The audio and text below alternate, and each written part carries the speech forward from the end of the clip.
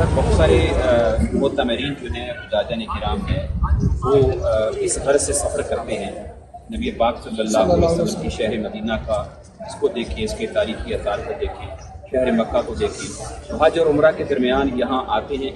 ہمارے احساسات یہاں آ کر کیا ہونے چاہیے؟ یعنی حج اور عمرے کا مقصد کیا ہے؟ یہاں کیا جو سفر کرتے ہیں اس کی غرض و غایت چند لفظوں میں آپ کیا بیان؟ مکہ اور مدینہ آنے کا مقصد ہے عبادت، اللہ کی عبادت، کیونکہ اللہ رب العالمین نے اور اللہ کے نبی صلی اللہ علیہ وسلم نے مکے اور مدینے میں عبادت کا زیادہ ہی اجر اور ثواب بتایا ہے.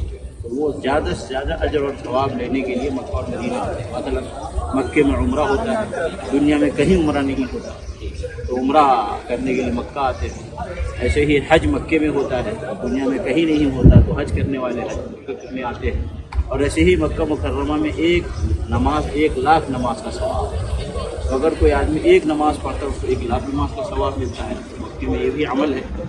تو اور ایسے ہی طواف ہے، کعبۃ اللہ کا طواف کرنا، یہ غلط اس کا اجر اور ثواب ہے.